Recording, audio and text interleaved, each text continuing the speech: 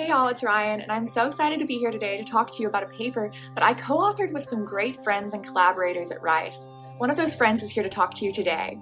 Hello there. My name is Richard Lopez, and I'm an assistant professor of psychology at Bard College. So have you ever heard that after one spouse dies, sometimes the other spouse will die soon after? Think about June and Johnny Cash, or Barbara and George Bush Sr. So this extra cardiovascular risk from the stress of losing a spouse is what we're focused on today. We were interested in people's experience of emotions and how they regulated them during a particularly challenging life stressor. That is, the loss of a loved one. I've talked a little about bereavement on this channel before, and will much more in the future, but we focus on this time point because the death of a spouse is often a high stress event, which requires a person to reorganize their entire life, right?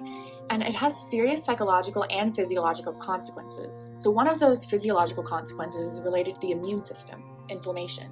Pro-inflammatory cytokines are causally involved in the formation of atherosclerotic plaques, which put people at greater risk for cardiovascular disease. In past research, our lab has shown that bereaved people produce more pro-inflammatory cytokines than age-matched controls at about 3 months after the loss. But not every person who's bereaved has such poor outcomes as cardiovascular disease or death. So the question becomes, why do some people suffer more when bereaved than others? This is where we turn to individual differences. So we want to understand what determines the strength of the relationship between bereavement and inflammation. For example, we didn't study this here, but a history of depression may indicate that a person would have heightened inflammation during bereavement compared to someone without a history of depression. And this is because there's a strong bidirectional relationship between depression and inflammation already. This is a question that I'll come back to on this channel because individual differences are really important for a lot of questions. But the specific individual difference here is how people manage their emotions, also called emotion regulation. Bereavement is a critical time for managing intense emotions. There are two main emotion regulation strategies that we'll talk about today: cognitive reappraisal and expressive suppression.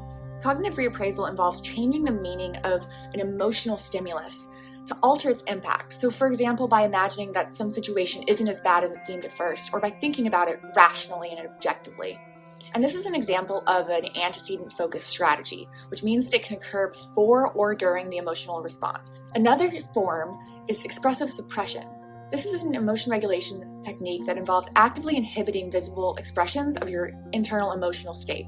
So maybe making a poker face while you're actually experiencing an intense emotion. This is a response-focused strategy, which means it can only occur after the emotional response. We recruited 99 older spousally bereaved participants as part of a larger study that follows spouses for a whole year. These participants were about 68 years old, and their spouse had died about 84 days or 3 months before this visit. Participants came in for a 3 to 4 hour long visit where we took their measurements, drew blood, and had them answer lots of questions. We assessed emotion regulation by asking people how frequently they use these different strategies.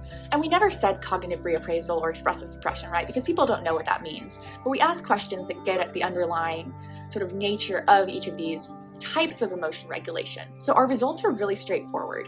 We found that there was no relationship between cognitive reappraisal and inflammation in this sample, but that a greater self-reported frequency of using this expressive suppression was associated with a higher levels of several important pro-inflammatory cytokines, including interferon gamma and tumor necrosis factor alpha. The way we assessed inflammation was pretty cool because our immunologist, the incredible Dr. Kobe Heinen, induced cytokine production by stimulating T cells, which are super important defenders in our immune system.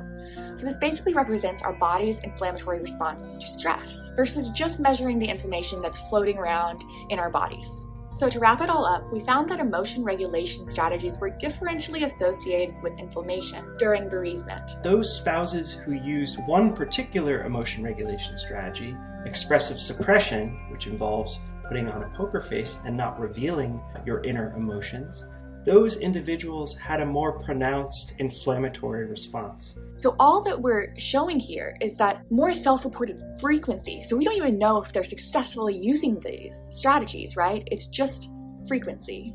More self-reported frequency of expressive suppression was linked to greater inflammation. And these findings remained after controlling for other potential influences like age, depressive symptoms, and medical comorbidities. So this study tells us that when bereaved spouses are going through the grieving process, there are some emotion regulation strategies that are particularly maladaptive and could have potential harmful effects on their health. and they help us to understand more about these complex emotional processes that occur after the loss of a loved one. Alright y'all, that's all for today. Thanks for stopping by. Please click like or subscribe for more videos like this.